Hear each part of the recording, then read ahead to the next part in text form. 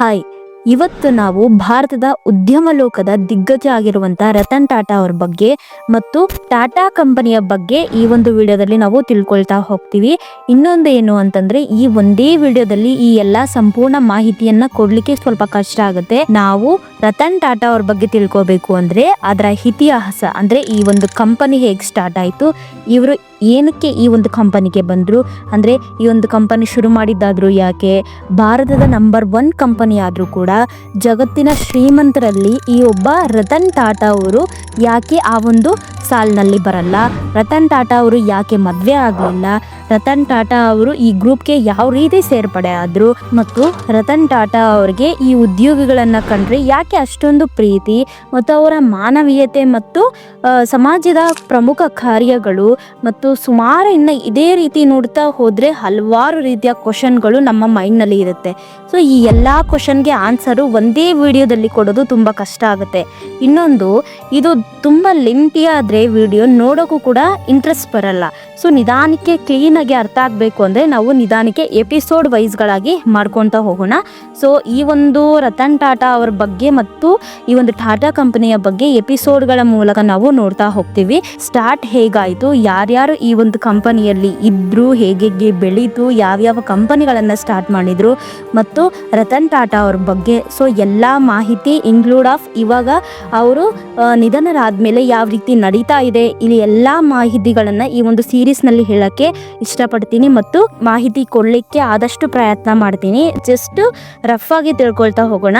So ಈ ಎಲ್ಲ ಮುಂದೆ ಬರುವಂಥ ಎಪಿಸೋಡ್ಗಳು ಏನಿರುತ್ತೆ ಅಲ್ವಾ, ಸೊ ಅದ್ರ ಬಗ್ಗೆ ಎಲ್ಲ ಡೀಟೇಲ್ಸ್ ಇದರಲ್ಲಿ ಏನು ಕೊಡ್ತೀನಿ ಅಂದರೆ ನೆಕ್ಸ್ಟ್ ಬರುವಂಥ ವಿಡಿಯೋನಲ್ಲಿ ಯಾವ್ಯಾವ ಮಾಹಿತಿ ಕೊಡ್ತೀನಿ ಅನ್ನೋದ್ರ ಬಗ್ಗೆ ಇದರಲ್ಲಿ ಒಂದ್ಸರಿ ರಫ್ ಆಗಿ ನೋಡ್ಕೊಳ್ತಾ ಹೋಗೋಣ. ಜಮ್ಸೆಡ್ಜಿ ಟಾಟಾ ಅನ್ನುವಂಥವ್ರು 1868ರಲ್ಲಿ ಬರೀ 21,000 ರೂಪಾಯಿನ ಇಟ್ಕೊಂಡು ಈ ಒಂದು ಉದ್ಯಮವನ್ನ, ಈ ಒಂದು ಕಂಪನಿಯನ್ನ ಸ್ಟಾರ್ಟ್ ಮಾಡ್ತಾರೆ. ಫಸ್ಟ್ ಈ ಒಂದು ಕಂಪನಿಯನ್ನ ಬಾಂಬೆ ಅಂದ್ರೆ ಈಗಿನ ಮುಂಬೈನ ಚಿಂಚ್ಪೋಕ್ಲಿ ಅನ್ನುವಂಥ ಒಂದು ಗ್ರಾಮದಲ್ಲಿ ಅಥವಾ ಊರಿನಲ್ಲಿ ಈ ಒಂದು ಕಂಪನಿಯನ್ನು ಫಸ್ಟ್ ಸ್ಟಾರ್ಟ್ ಮಾಡ್ತಾರೆ. ಸೊ ಇದನ್ನು ಮಾಡಿದ ಮೇಲೆ ಸ್ವಲ್ಪ ವರ್ಷಗಳು ಚೆನ್ನಾಗಿ ನಡೆಯುತ್ತೆ. ನಂತರ 1874ರಲ್ಲಿ ನಾಗ್ಪುರ್ನಲ್ಲಿ ಹತ್ತಿ ಗಿರಣಿ ಎಕ್ಸ್ಪ್ರೆಸ್ ಮಿಲ್ ಅಂತ ಅದನ್ನು ಸ್ಥಾಪನೆ ಮಾಡ್ತಾರೆ. ಅಂದರೆ ಇಲ್ಲಿ ಮೊದಲು ಏನಿತ್ತಲ್ವ ಅಲ್ಲಿಂದ ಅಲ್ಲಿಗೆ ಶಿಫ್ಟ್ ಮಾಡ್ತಾರೆ. ಆಮೇಲೆ ಇನ್ನೂ ಹಲವಾರು ರೀತಿಯಲ್ಲಿ ಈ ಒಂದು ಕಂಪನಿ ಮುಂದೆ ಬೆಳೀತಾ ಹೋಗುತ್ತೆ, ಎಲ್ಲರಿಗೂ ಗೊತ್ತಾಗುತ್ತೆ.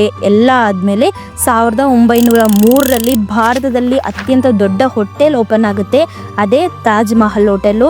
ಆಮೇಲೆ 1907ರಲ್ಲಿ ಟಾಟಾ ಐರನ್ ಮತ್ತು ಸ್ಟೀಲ್ ಕಂಪನಿಯನ್ನು ಓಪನ್ ಮಾಡ್ತಾರೆ, ಅದು ಈಗಿನ ನಾವು ಟಾಟಾ ಸ್ಟೀಲ್ ಅಂತ ಕರಿತೀವಿ. 1932ರಲ್ಲಿ ಟಾಟಾ ಏರ್ಲೈನ್ಸ್ ಅನ್ನು ಕೂಡ ಸ್ಥಾಪನೆ ಮಾಡ್ತಾರೆ. 1945ರಲ್ಲಿ ಟಾಟಾ ಇಂಜಿನಿಯರಿಂಗ್ ಮತ್ತು ಲೋಕೋಮೋಟಿವ್ ಕಂಪನಿಯನ್ನು ಸ್ಟಾರ್ಟ್ ಮಾಡ್ತಾರೆ, ಅಂದ್ರೆ ಅದನ್ನ ಟೆಸ್ಕೋ ಅಂತ ಕೂಡ ಕರೀತಾರೆ, ಮತ್ತು ಈಗ ಅದನ್ನ ಟಾಟಾ ಮೋಟಾರ್ಸ್ ಅಂತ ಕೂಡ ನಾವು ಕರಿತೀವಿ. 1963ರಲ್ಲಿ ಟಾಟಾ ಟೀ ಅನ್ನು ಕೂಡ ಸ್ಥಾಪನೆ ಮಾಡ್ತಾರೆ. ಸೊ ಇದೇ ರೀತಿಯಲ್ಲಿ ಯಾವ ರೀತಿ ಬೆಳೀತಾ ಹೋಗ್ತಾರೆ ಅಂತಂದ್ರೆ ಇದು ಭಾರತದ ನಂಬರ್ 1 ಕಂಪನಿ ಆಗುತ್ತೆ. ಸೊ ಇನ್ನೊಂದು ನಿಮ್ಗೆ ಅನಿಸ್ಬೋದು, ಇದು ಪ್ರೈವೇಟ್ ಕಂಪನಿ, ಗೌರ್ಮೆಂಟ್ ಕಂಪನಿ ಅಲ್ಲ.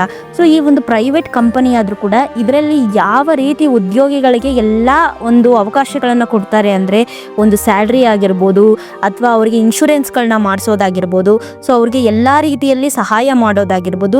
ಸೊ ಇವೆಲ್ಲದನ್ನು ಕೂಡ ಗೌರ್ಮೆಂಟ್ ಕಂಪನಿಗಳು ಕೂಡ ಈ ಲೆವೆಲ್ ನಲ್ಲಿ ಕೊಡೋದಿಲ್ಲ. ಸೊ ಇದೆಲ್ಲದನ್ನು ಕೂಡ ಇವರು ಇಷ್ಟು ಅಚ್ಚುಕಟ್ಟಾಗಿ ಮಾಡ್ಲಿಕ್ಕೆ ಹೇಗೆ ಸಾಧ್ಯ, ಮತ್ತು ಇವರು ಇಷ್ಟು ದೊಡ್ಡ ಕಂಪನಿಯನ್ನ ಮೇಂಟೈನ್ ಮಾಡ್ತಿದ್ರು ಕೂಡ ಯಾಕೆ ಶ್ರೀಮಂತರಾಗ್ಲಿಲ್ಲ ಅನ್ನೋ ಎಲ್ಲಾ ಒಂದು ಕ್ವಶನ್ಗಳಿಗೆ ನೆಕ್ಸ್ಟ್ ಬರುವಂತ ವಿಡಿಯೋಗಳಲ್ಲಿ ನಿಮ್ಗೆ ಆನ್ಸರ್ ಸಿಗುತ್ತೆ ಅಂತ ಹೇಳ್ತಾ ಈ ಒಂದು ವಿಡಿಯೋನ ಮುಗಿಸ್ತಾ ಇದ್ದೀನಿ. Thank you for watching. Have a nice day.